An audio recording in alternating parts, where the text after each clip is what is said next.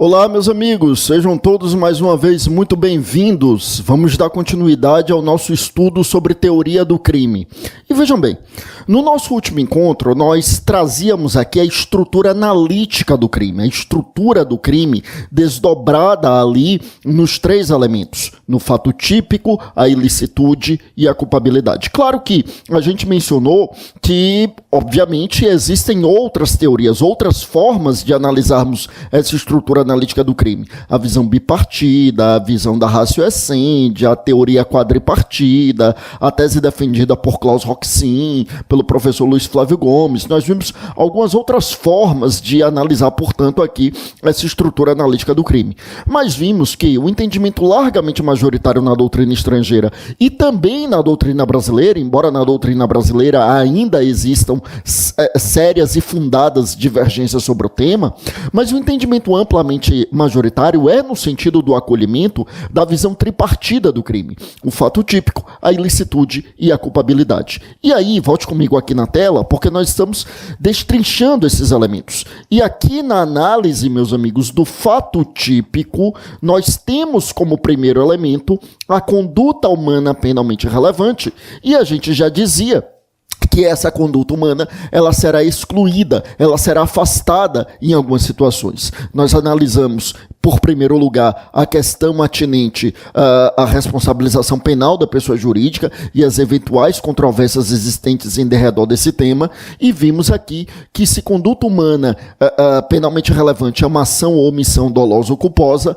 vimos que há algumas situações nas quais nós falaríamos na exclusão da conduta humana penalmente relevante. Então, a gente falava aqui de questões tais como os movimentos reflexos, que são movimentos involuntários, também dos estados de inconsciência, também das questões relacionadas aqui à força física irresistível ou coação física irresistível.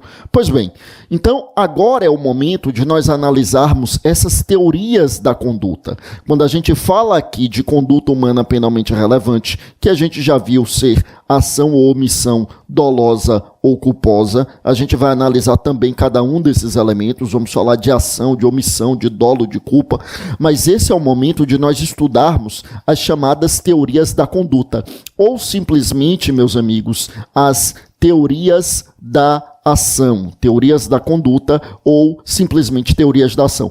Por que teorias da ação? Por que a expressão teorias da ação é a expressão mais conhecida? É porque essa expressão ação, quando ela é utilizada aqui, ela é utilizada no sentido mais amplo, no sentido genérico, no lato sensu. Nesse sentido, a ação vai ser sinônimo de conduta. Particularmente, reputo mais interessante a expressão conduta e, portanto, falarmos em teorias da conduta, porque quando a gente fala em conduta, a gente abrange a ação, que é a conduta positiva, e também a omissão, que é a conduta negativa. Todavia, quando em doutrina a gente fala em teorias da ação, aí nós estamos nos referindo tanto à ação positiva, que seria a ação stricto sensu, quanto à ação negativa, que seria a omissão. É por isso que eu dizia que essa expressão aqui, ação, quando a gente fala em teorias da ação, a ação lato sensu. Ação lato sensu é sinônimo de conduta. E a ação stricto sensu é a ação propriamente dita, ou seja, a conduta positiva, que significa um fazer, um agir, um atuar, e se opondo, portanto, à conduta negativa, que é o não fazer, o não agir, o não atuar, ou seja, a omissão. Então, eu estou fazendo essa observação porque em doutrina é mais comum a gente encontrar a expressão teorias da ação, mas compreenda então que a ação aqui é a ação lato sensu, abrangendo, portanto, a ação propriamente dita, ou seja, a ação stricto sensu, e também a omissão. E quando a gente fala em teoria da ação, nós temos algumas vertentes. Indubitavelmente, as quatro mais importantes que nós vamos analisar aqui, vamos falar da teoria causal da ação, chamada simplesmente de causalismo. Vamos falar do neocantismo, que na verdade não rompeu rompeu com o causalismo. O neocantismo, ou teoria neocantiana, na verdade é um desdobramento do causalismo. Então eu repito que o neocantismo não rompe com o causalismo, mas nós temos uma ruptura de verdade quando a gente chega na teoria final da ação, também chamada de finalismo. Essas três, indubitavelmente, as mais importantes, mas falaremos ainda da questão da teoria social da ação, e a gente vai ver, vamos falar um pouco também sobre funcionalismos, porque a gente vai ver que muita gente considera o funcionalismo uma teoria da ação, mas não é bem assim, tá? A gente vai analisar isso de forma bastante adequada no nosso encontro aqui. Então, vamos começar, meus amigos, lá com a teoria causal da ação. Vamos começar com o causalismo, portanto. Veja bem, quando a gente fala no causalismo, ou teoria causal da ação, nós temos dois grandes representantes, dois grandes artífices dessa teoria, que são Liszt, vou colocar aqui, Franz von Liszt, e Belling, Ernst von Belling. Então, Liszt e Belling, inclusive, muitos consideram esse sistema como sistema Liszt e Belling, ou seja, fazendo alusão aos dois grandes representantes dessa teoria, Franz von Liszt, Ernst von Belling. Então, sistema Liszt e Belling. Alguns colocam também Radbruch, né, que Gustav Radbruch, formando uma tríade aí, sistema Liszt, Belling, Radbruch, mas o fato é que Radbruch só aparece um momento posterior. Os grandes representantes dessa teoria realmente são Liszt e Belling, tá? E essa teoria causal da ação, ou causalismo, vai desenvolver aquilo que a gente chama de sistema clássico do delito, o sistema clássico do delito. Depois, com o neocantismo, a gente vai chamar em sistema neoclássico. E aí, com o finalismo, aí a gente já rompe aquele modelo mesmo e a gente fala em sistema final, ou finalismo propriamente dito. Bom, mas o que é esse sistema clássico do delito, que a gente vai chamar aqui de causalismo ou teoria causal da ação? Para a gente compreender, primeiro é importante a gente contextualizar o momento histórico. Aqui a gente está falando do final do século XIX e comecinho do século XX. Então é nesse período que esse pessoal vai escrever, entre o final do século XIX e o começo do século XX. A gente tinha ali, o século XIX, só para a gente entender, meus amigos, é o século das ciências, né? Assim como muitos entendem que o século XX é o século das tecnologias e o século XXI, alguns imaginam que será o século das artes. Mas aí já é mais especulação, porque século XXI a gente ainda está no começo, né? A gente não chegou ainda nem no segundo quarto do século, né? Então, mas o fato é que, o que é que nós temos então, né? O que nós temos então, meus amigos, é o seguinte: quando a gente fala aqui no século XIX, é o século das ciências, é o século do pensamento científico. O final do século XVIII, a gente rompe com a hegemonia ideológica da igreja. Século XVIII ali, aliás, eu já nem falaria no século XVIII em hegemonia ideológica da igreja, mas hegemonia ideológica das igrejas, porque séculos antes já tinham ocorrido a reforma protestante. Então a reforma protestante, os protestantes também estavam em voga em muitos países europeus, a exemplo da Inglaterra, a Escócia, enfim. Então o fato é que a gente ainda tinha até o século XVIII a hegemonia ideológica, a hegemonia intelectual do pensamento religioso.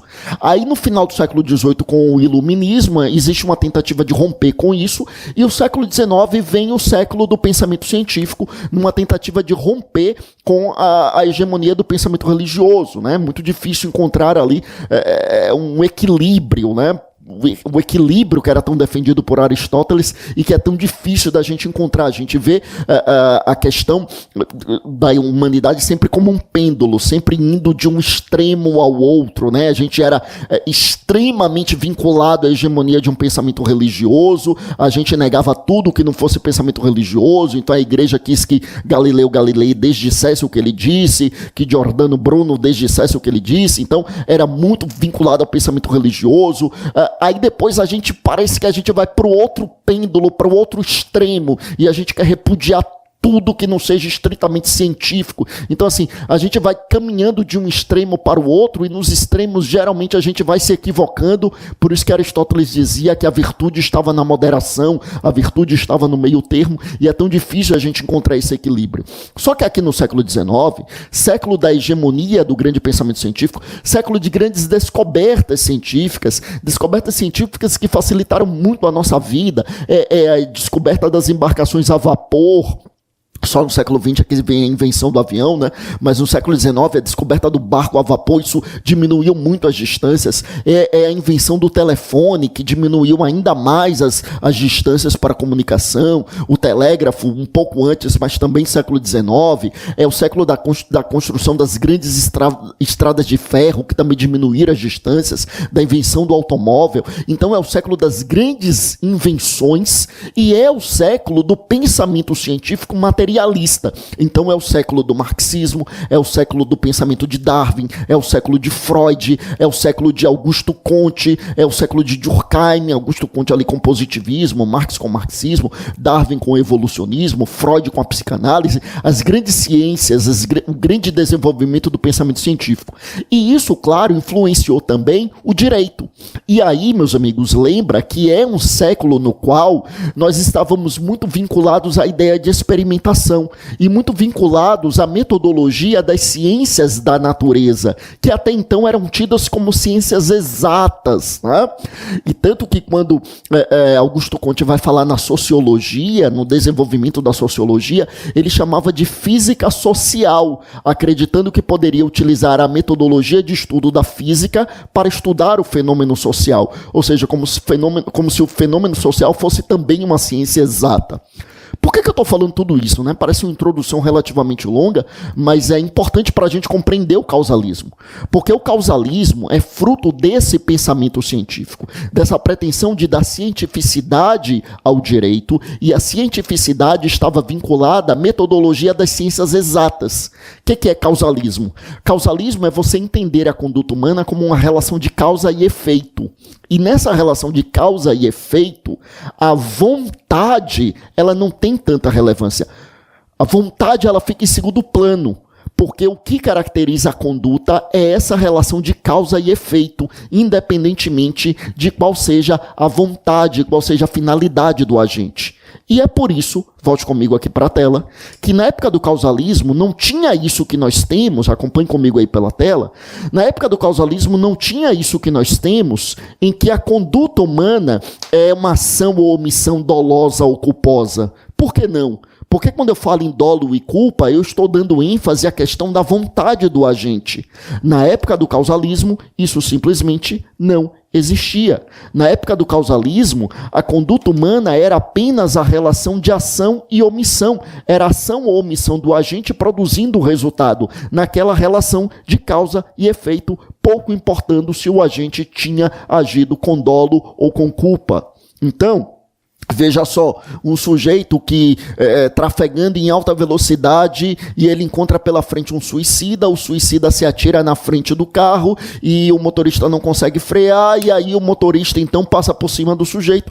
Esse motorista não agiu nem com dolo nem com culpa, não houve dolo da parte dele, e evidentemente também não houve culpa, porque lembra que culpa é a inobservância de um dever objetivo de cuidado, e nesse meu exemplo o motorista agiu com todos os cuidados, com todas as cautelas, ele não faltou com dever de cuidado, então da parte dele também não houve aqui de forma alguma culpa, tá? Então, veja que hoje em dia, que a gente diz que a conduta humana é ação ou omissão dolosa ou culposa, hoje em dia a gente diria que nesse caso, da parte do motorista, não houve sequer conduta humana penalmente relevante.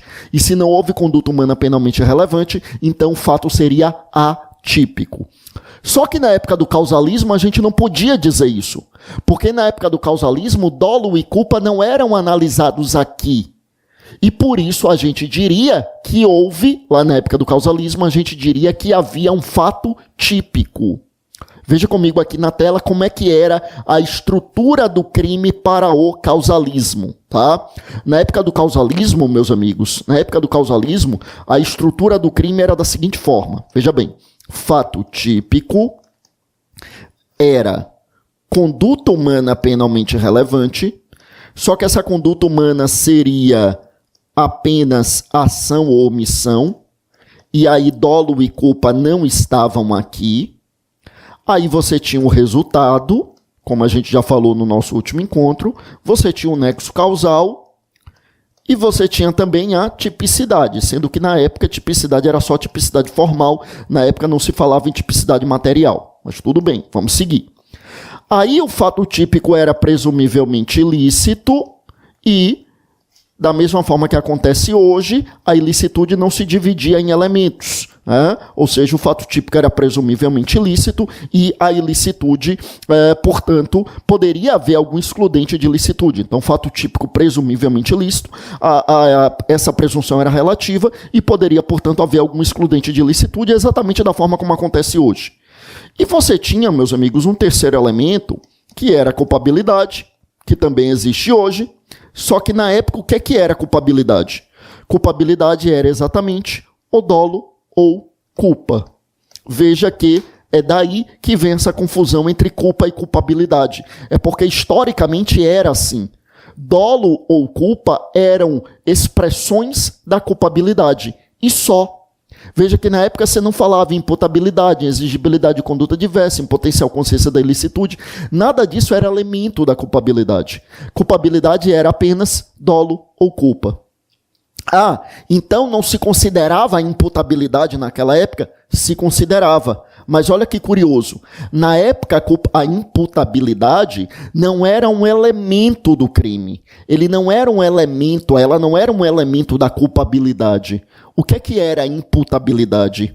Era um pressuposto para analisar dolo ou culpa. Ou seja, a imputabilidade não aparecia aqui como elemento do crime, não aparecia como elemento da culpabilidade, nada disso, mas a imputabilidade era, isso sim, um pressuposto para analisar dolo ou culpa. Era um pressuposto, eu repito, para analisar dolo ou culpa, tá bom?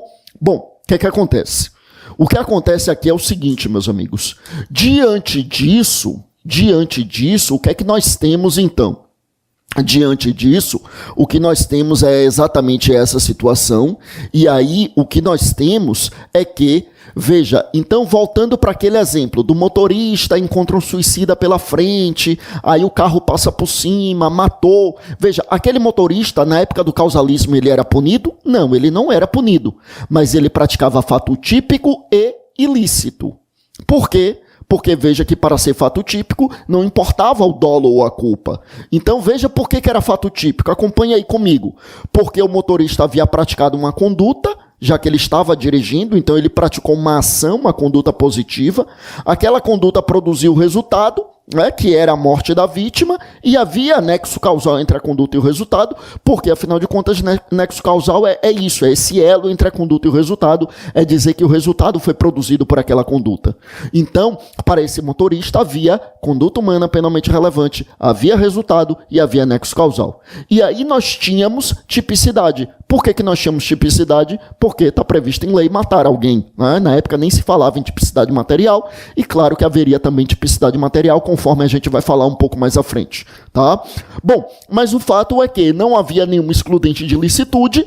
E por que o motorista não era punido? Porque quando chegava no terceiro elemento do crime, que era a culpabilidade, aí a gente ia dizer, a gente ia reconhecer que o motorista não agiu nem com dolo e nem com culpa. E se ele não agiu nem com dolo nem com culpa, então não haveria culpabilidade. Então, nesse caso, o motorista teria praticado um fato típico ilícito, só que não havia culpabilidade e por isso que ele não era responsabilizado criminalmente. Tudo bem? É isso, meus amigos. Vejam só. Então, é por isso que a gente costuma dizer o seguinte, vou voltar um pouco aqui para o causalismo, a gente costuma dizer que o causalismo, que é, como nós já mencionamos, e eu não tinha escrito aqui, estou escrevendo agora, que é o sistema clássico de delito. Esse causalismo, no que se refere à culpabilidade, ele adota uma teoria psicológica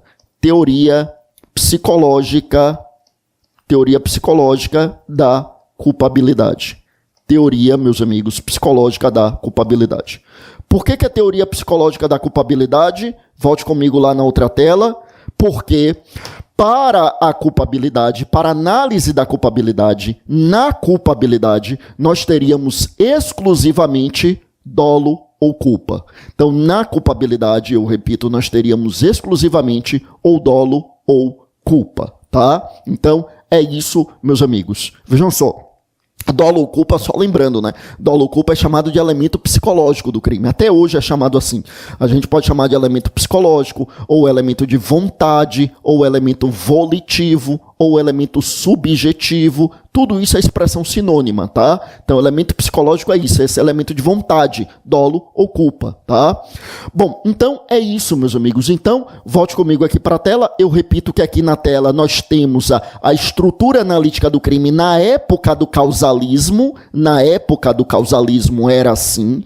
Veja então que na época do causalismo, dolo e culpa não faziam parte da conduta humana penalmente relevante. Por quê? Porque a teoria da conduta era meramente causal, ou seja, a conduta era apenas relação de causa e efeito, não importava a finalidade do agente, tá? Beleza, então era isso, essa relação de causa e efeito, não importando a finalidade do agente. Lembrando que quando eles definiam conduta, eles diziam que era ato voluntário humano, só que não entrava aqui a questão da finalidade, se era uma finalidade ilícita e, portanto, seria dolo, ou se for uma finalidade ilícita com inobservância de dever de cuidado, e aí seria culpa. Era isso que não entrava aqui na análise da conduta humana penalmente relevante na época do causalismo, tá bom? Então, muito importante, meus amigos, nós atentarmos aqui para isto. Bom, volta comigo aqui para a tela. Que mais que a gente tem? Então, é isso. A gente tem essa situação em que a gente fala em dolo e culpa, e por isso que a gente diz que aqui a teoria da culpabilidade é uma teoria psicológica. Por quê? Eu repito, porque na análise da culpabilidade, eles adotavam apenas o elemento psicológico, ou seja, na análise da culpabilidade, eles levavam em consideração exclusivamente o elemento psicológico. E elemento psicológico é o quê? Dolo ou culpa, tá bom? Era assim que funcionava na época do causalismo, na época da teoria causal da ação. Só para lembrar, essa teoria causal da ação, ela também é chamada de teoria mecanicista, também é chamada de teoria naturalista. Então existem aqui alguns sinônimos para essa teoria causal da ação. Isso aqui a gente está falando, relembre, final do século XIX, começo do século XX. Bom, vamos lá. Aí, ainda na primeira metade do século XX, já um pouquinho depois do causalismo, na primeira metade, eu repito, do século XX, aí entra em cena aqui, meus amigos, a influência do neocantismo. Neocantismo, tá? A ideia do neocantismo. Os neocantistas ou neocantianos, como o próprio nome indica, né, eles tentam resgatar as ideias de Kant, grande filósofo lá do século XVIII, né, eles tentam resgatar as ideias de Kant. Kant tem várias contribuições para quando você estuda, por exemplo, lá em direito constitucional, o princípio da dignidade humana, a ideia de dignidade de Kant lá do século XVIII é uma ideia muito utilizada. Quando a gente for estudar aqui a teoria da pena, lá nas teorias da pena a gente vai ver que Kant ele tem uma contribuição muito importante, porque Kant é um dos grandes representantes da teoria retributiva da pena no direito penal, tá? Mas aqui, quando a gente fala na visão neocantista ou neocantiana de mundo, na tentativa de resgate das concepções de Kant, nós estamos falando justamente de trazer de novo para dentro do estudo dos fatos sociais a ideia de valor, a ideia de valoração, a ideia realmente de elementos valorativos. Elementos valorativos que aqui nós vamos chamar de elementos normativos. E aqui a gente pode destacar alguns grandes representantes dessa visão neocantiana, todos alemães também, mas a gente pode trazer aqui, a título de exemplo, meus amigos, vejam só, a gente pode falar em James Goldschmidt.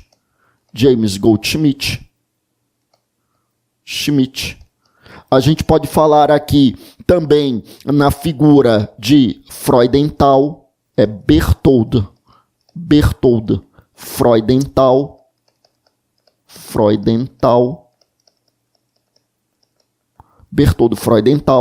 A gente pode falar na figura de Metzger, Edmund Metzger. Edmund Metzger. Tá? A gente pode falar, então, em grandes autores, a gente pode falar ainda na figura de Frank, Reinhard Frank, tá? Outro grande penalista também, todos alemães. Então, são 4 grandes representantes. Então, James Goldschmidt, Berthold Freudenthal, Reinhard Frank, Edmund Metzger. Assim, uma dica para quem vai fazer concurso público, né? Para quem está estudando para concurso. Os nomes de Liszt e Belling, que estão aqui da primeira parte aqui da tela, né? No lado esquerdo aqui da tela, em que a gente vê, então, Liszt e Belling como grandes representantes do causalismo, esses são nomes que são cobrados em prova de concurso. Inclusive, em prova objetiva, vira e mexe aparece. Já os nomes dos neocantianos é mais raro de aparecer em provas objetivas. Claro que o nome dos neocantianos, eles podem incrementar em muito uma resposta sua na prova subjetiva, na prova oral, mas em uma prova objetiva, confesso que não me recordo de já ter visto a cobrança dos nomes desses autores. Se você conhece, já viu em prova de concurso, inclusive me dê um alô aí, me mande aí lá pelas redes sociais, lá pelo direct do Instagram, porque eu gostaria de conhecer, porque realmente não vi ainda em prova objetiva os nomes dos neocantianos.